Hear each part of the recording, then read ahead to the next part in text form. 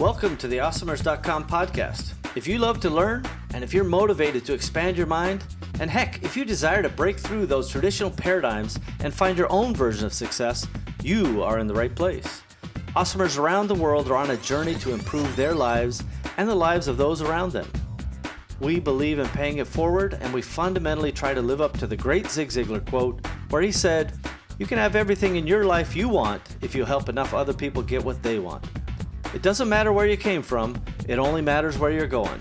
My name is Steve Simonson, and I hope you will join me on this awesomer journey. If you're launching a new product manufactured in China, you will need professional, high-resolution, Amazon-ready photographs. Because Simo Global has a team of professionals in China, you will oftentimes receive your listings photographs before your product even leaves the country. This streamlined process will save you the time, money, and energy needed to concentrate on marketing and other creative content strategies before your item is in stock and ready for sale. Visit simoglobal.com to learn more, because a picture should be worth 1,000 keywords. You are listening to episode number 121 of the awesomers.com podcast series. And our tradition now well established, all you need to do is run over to awesomers.com/121 to find today's show notes, details, and any relevant links, including, by the way, links to Troy's company with a special discount. Now, Troy Johnston is my special guest today, and he is joining us on this part one of a three-part series. And we're talking about his entrepreneurial journey and his origin story. And as always, I find somebody so qualified and somebody so brilliant, the beginnings of their story and how it all came together to be so interesting. You know, where somebody comes from and, you know, how they came up, and all of those types of details are very interesting to me, and I hope that you find them interesting as well. His story is very unique in many ways, and you'll find some twists and turns in there. But there's also parts you can identify with as you go. And this is, to me, the most enlightening part of being an entrepreneur is it doesn't matter where you came from, it only matters where you're going, as I like to say at the top of the show. And this is a great example of that episode. So this is part one of that three-part series. Let's jump into it right now. Hey everybody, it's me, Steve Simonson. I'm back again with another awesomers.com podcast. And today my special guest is Troy Johnston. Troy, how are you? Doing great, Steve. I'm glad to have you on today. Now, Troy, I've already read in kind of a bit of a bio and a little background about you, and so people have that high-level understanding. But tell us in your own words where you live today and what takes up your time day to day as well, please. Yeah, no, absolutely. So I'm in sunny Central Florida. We're dealing with mid-60s, well, low 70s. So we're cold here in Central Florida this time of year. Crime. Yeah, I know. It's a tough life. Mid-60s and 70s. So just as a contrast for those keeping score at home, I'm in Seattle. And yesterday I took off the no jacket. It was like 60 degrees and sunny. And I was like, this is the dream, man. I'm living the dream. And down in Florida, they're like getting the jackets and bringing the kids inside probably. Yeah. Taking the long sleeve shirts out of the containers they're stowed away the other 90% of the year. Oh, I love it. The heavy artillery down there in Florida is long sleeve shirts. Everybody, notice it didn't say jackets. Yeah, that's hilarious. Well, I do love the weather down there, and it is such a contrast to living in the Pacific Northwest, which is kind of overcast and rainy. Especially, we're about to head into winter. It's going to get cool, not like Michigan and North Dakota kind of cool, but definitely cooler. And of course, I find a bit of irony even dripping out of my own words, as I was just kind of kidding you about 60 and 70 degrees as being cool. The people in Michigan and North Dakota, when I go, oh, it gets down to, in the 40s, during the day here, they would be like, 40s, that's talk about negative 40 here in Michigan and North Dakota. So it's all relative. So Troy, let me ask you this. Beyond the weather, what did you say was taking up your time day to day? What are you spending your time professionally on? Yeah, so my main focus right now is on the software platform that I co-founded, Seller.tools. And so we're spending a lot of time, having been an Amazon brand owner, it's a whole different ball of wax than the SaaS side of things. There's continuity, there's loyalty, there's such a different value exchange. So we consistently obsess over how to learn those nuances and address them in our offering. And we also offer a launch service. So then that's also more transactional. So that kind of harkens back to more of the Amazon brand. So there's all these really fun nuances, and it takes up all my time, but they're such fun challenges to try to figure out how to really cut through and add value to customers. Well, I could certainly, I can understand the contrast, but help our listeners kind of dive in. So there's the transactional side, which you talked about with your launch service, and we'll probably get into that later on, which is more of a, hey, if you're interested in this, you can use it, and then you carry on with your life. Whereas your regular subscription-based service is all about trying to get somebody to have that continuity and that, as you call it, the value delivery, right? If you don't deliver value continuously, they're not going to send you money continuously. So how does that differ from a typical Amazon seller? Yeah, I think on the face of it, the biggest differences are going to be where on our platform through seller.tools, there is the elevator pitch is, it takes about 10 minutes of your time because you're talking about a dozen different features that interplay and offer synergy and give you insight. And they do so many things. And so inherently there's an education element there to make sure when somebody gets access, that onboarding is seamless. They get the full value prop with the immediacy of their access. But then also with that access running months and months and years, customers that have been with us for years, is making sure that there is continued value, whether that's new features, whether that's addressing feedback and that's showing up in platform. And so that definitely flies in the face of what you often see on Amazon, where I need immediate utility. I have a very specific need. There's a transaction that takes place. And if you're lucky, if you really do, if you go that extra mile as an Amazon brand, sometimes you can kind of mitigate that transactional element. And then so with our launch service, it really, and again, this is something we obsess over, is how we make sure, yes, it's a ranking tool. So it's one box to check. Am I visible all of a sudden? Cool. Then our launch service is working for you. But we want people coming back. We want more products. We want different keywords. And, obviously there has to be that mutual benefit there. But it in that landscape has a little bit more, I think it resonates more with the Amazon brand owner. So for us, it gets to be fun though, because that lets us shift gears. It's like, okay, well, cool. Like our platform's going to give you, A to Z solutions, but then maybe if you have that one very specific need, the launch service can serve that.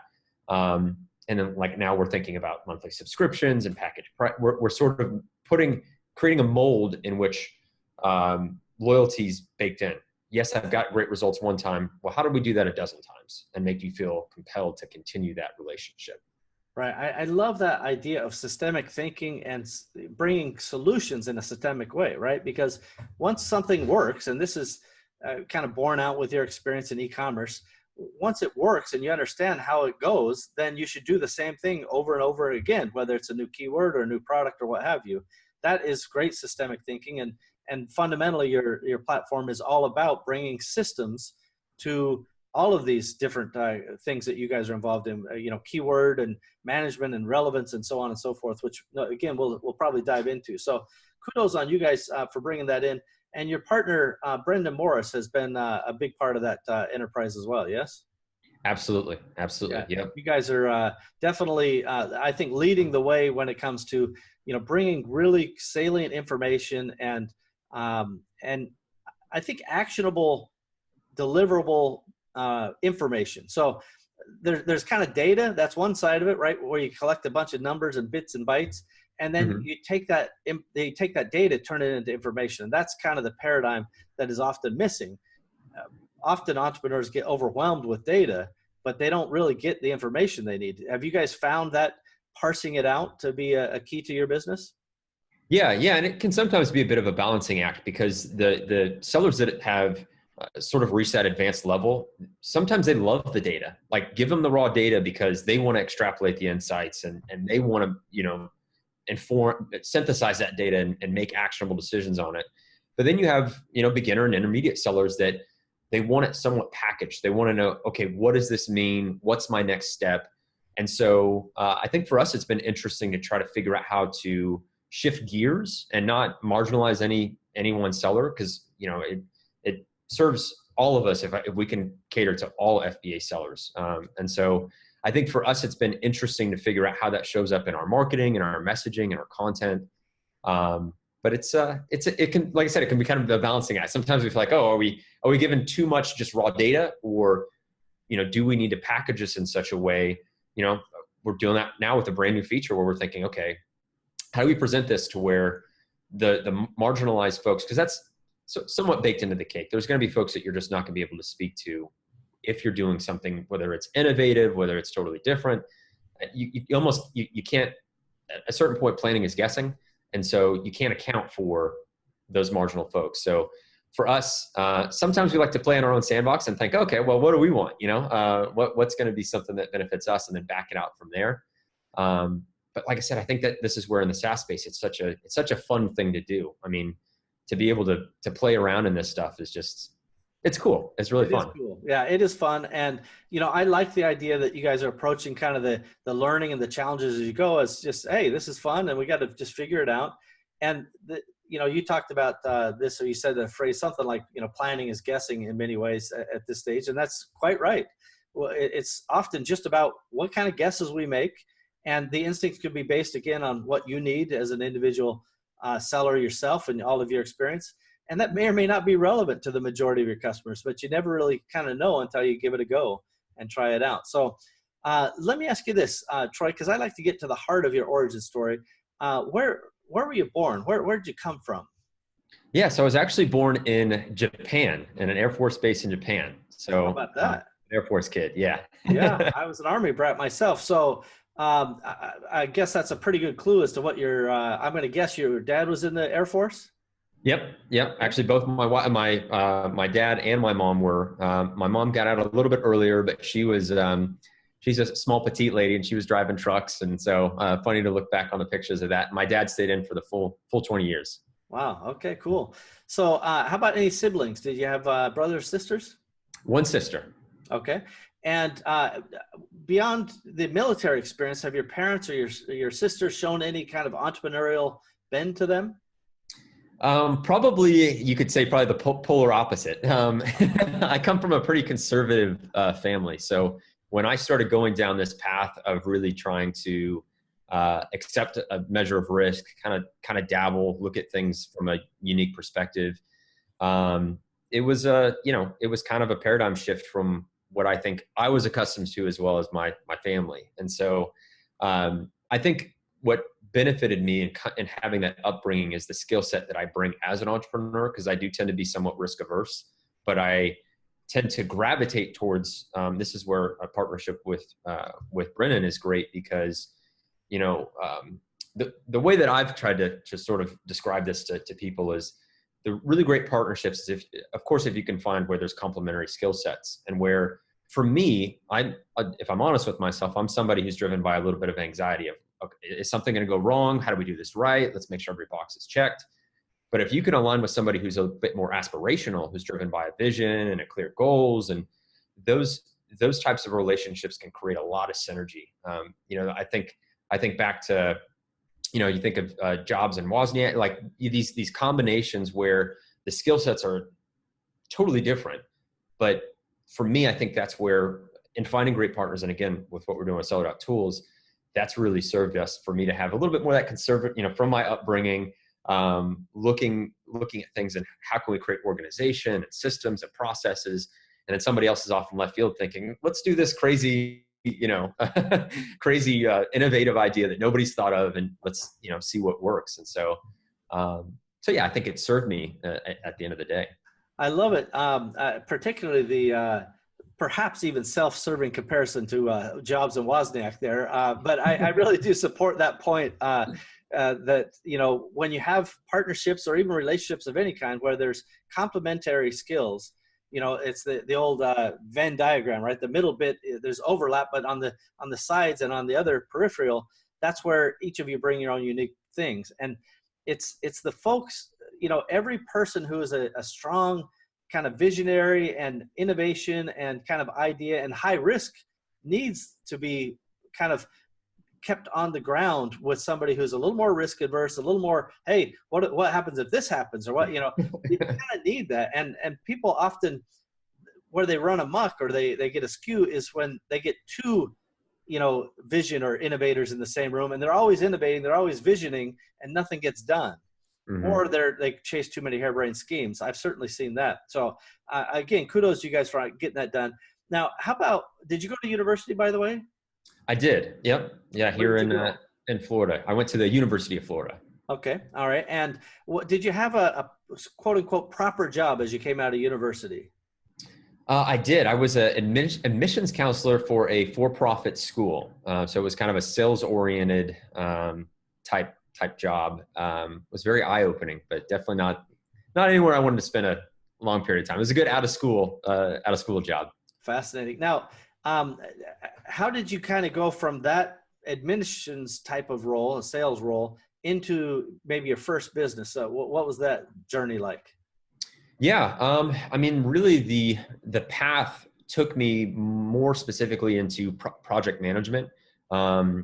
We spent a time, my wife and I, we met through that job. So it served us to connect us. And then we did a stint out in the Midwest for about three and a half years. We were in Kansas City, and I was working as a project coordinator, then project manager for a traditional, and then kind of evolving into a digital agency, advertising agency. Gotcha. And so they actually did advertising for the types of schools that I was an admissions counselor for. So it's kind of in that industry, for-profit schools, very marketing intensive, very, like I said, very sales oriented. But what served me there is definitely seeing a lot of the different approaches in terms of the ad agency, client management, creative execution, working with creatives in a project management capacity, which is always fun and interesting. So that really served to be a much better foundation after school, getting that first job, check that box, and then project management. And then from there, when we moved back down to Florida, I was working as a project manager for I guess you could say a travel marketing company, a very, very large company, Travel Click. They've got a substantial presence here in Orlando.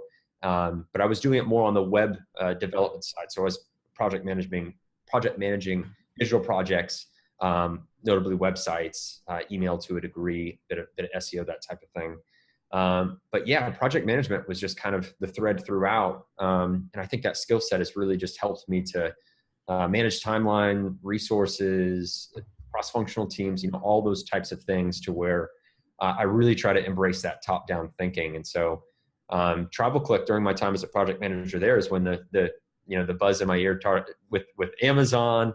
And I was working at the time with AJ Patel, which some people may know, at Travel Click. And so he and I were always just kind of scratching the surface on new ideas and different approaches, and keeping our ears to the ground. And it was just kind of serendipitous in which we kind of ended up with getting ASM in our, on our radar. And then, the rest is, I love it. No, that's really great. So I definitely appreciate the fact that, you took a pretty steady approach to this idea, right? Where you're building your skills and you're developing, and, the fact that, the project management and managing all those different types of talents, from the creatives to the technicals to the whatevers, just shows that you're a great integrator. And that's, again, something that, not very many entrepreneurs have that skill, right? So that ability to kind of manage and really think methodically is something that I definitely appreciate and salute. So we're going to take a quick break. When we come back, I want to talk a little bit more about some of the defining moments that, really set you on the path that you're on today. And we're going to do it right after this break. Catalyst 88 was developed to help entrepreneurs achieve their short and long-term goals in e-commerce markets by utilizing the power of shared entrepreneurial wisdom.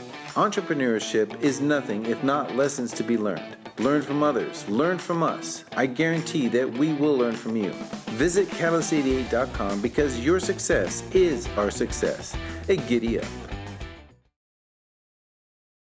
Okay, everybody, let's put a pin in today's episode right here, and we'll pick up tomorrow where we left off, and we're going to get into some of those topics as I described some of the defining moment in Troy's origin story tomorrow, because this is a part one of a 3-part series.